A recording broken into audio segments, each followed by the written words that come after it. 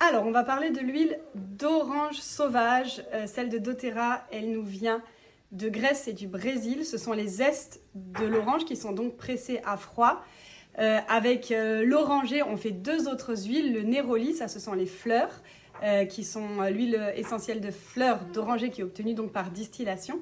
Et puis le petit grain bigaradier, ce sont les feuilles de l'oranger qui sont utilisées.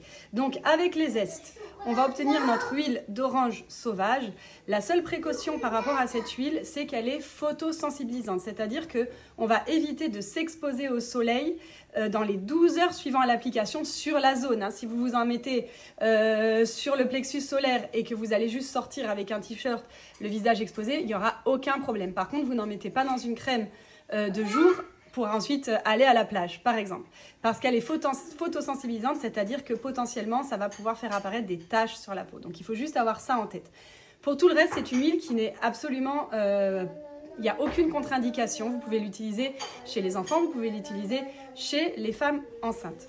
Quelles sont ses vertus? Elle est à la fois stimulante, elle apporte de la paix, de la joie, et à la fois calmante.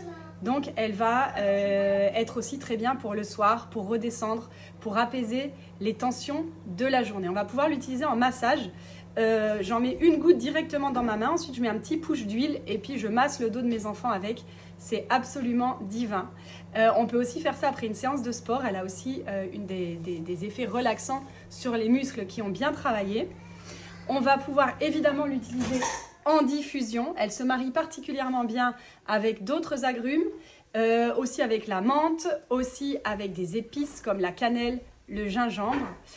Et puis on va aussi pouvoir la prendre par voie orale. Pas pour les enfants, mais pour les adultes, oui. Vous allez pouvoir en mettre quelques gouttes dans votre gourde, 3-4, ou une goutte directement dans un verre et vous attendez un petit peu que l'eau s'infuse d'huile pour pouvoir le boire.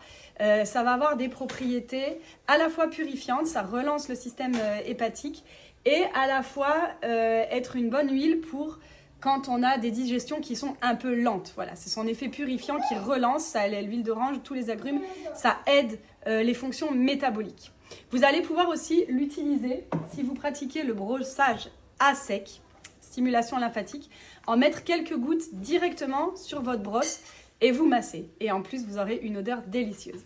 Vous pouvez aussi en mettre dans le bain. Pour ça, vous prenez une grosse poignée de sel, vous mettez quelques gouttes dessus et vous mettez dans le bain. Ou vous pouvez mettre quelques gouttes sur le plateau, on dit ça, la plaque de votre douche.